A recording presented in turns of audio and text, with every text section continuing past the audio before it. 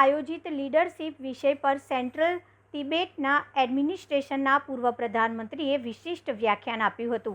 Central Tibetan એડમિનિસ્ટ્રેશનના પૂર્વ પ્રધાનમંત્રી અને અમેરિકી રાજનેતા ડૉક્ટર લોબસાંગ સાંગે ભારતની મુલાકાતે છે, ત્યારે ગુજરાતના વડોદરાની મુલાકાત લીધી હતી.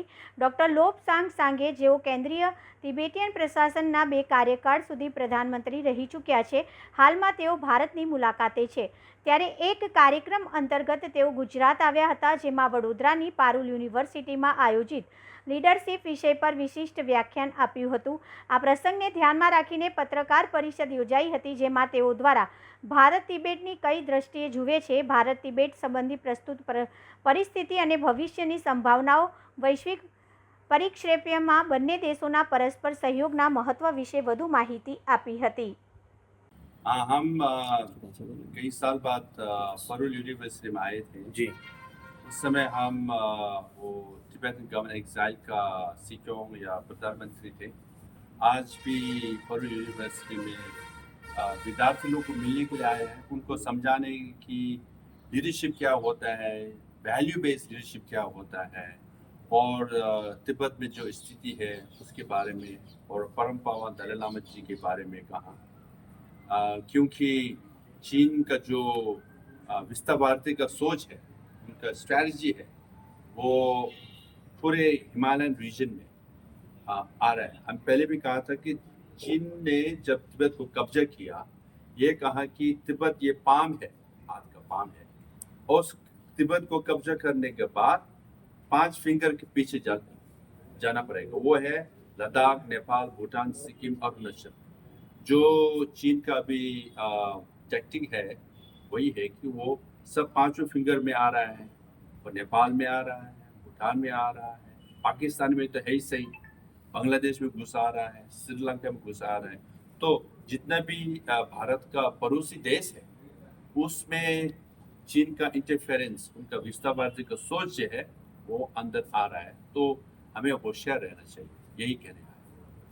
अभी की जो युवा पीढ़ी है उनको आप क्या मैसेज देना चाह रहे हो, और पहले आप जब प्राइम मिनिस्टर थे तभी और अभी में बदलाव कितना? बदलाव तो बहुत है. अहमदाबाद से, बड़ौदा से परुल यूनिवर्सिटी में बदलाव, उन्नति बहुत अच्छा हुआ है. मैं यूथ को यही कह रहा हूँ कि वैसे हम ग्लोबल साउथ, ग्लोबल नॉर्थ कहते हैं. ग्लोबल साउथ मतलब थर्ड वर्ल्ड कंट्रीज में.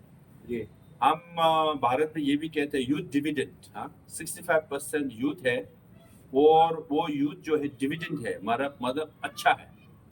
मैं ये कहता हूँ कि यूथ डिविडेंड को काम मिले तो अच्छा है, काम नहीं मिले तो डिजास्टर भी हो सकता है. जब आपने नेपाल में देखा ये क्यों हुआ, यूथ है वहाँ पे काम नहीं मिल रहा है, वहाँ वो करप्शन वगैरह है, इसलिए यूथ लोग कह रहे हैं कि हमें काम दो, जो जनता है हमें भी बांटे. नहीं बांटे तो फिर नेताजी को सब निकाल दिया.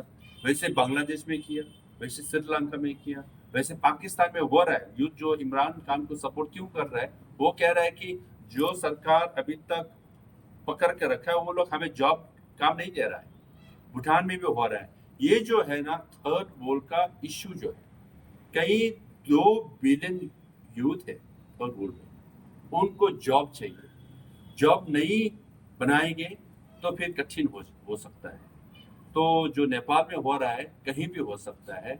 तो यूथ को यही कहा कि मैंने आपको AI, आर्टिफिशियल इंटेलिजेंस के बारे में पढ़ना है, ऑटोमेशन के बारे में पढ़ना है, सोच बदलना है.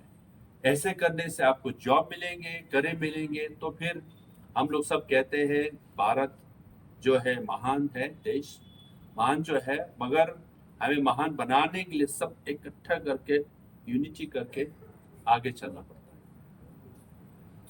अभी जो ऑपोजिशन पार्टी है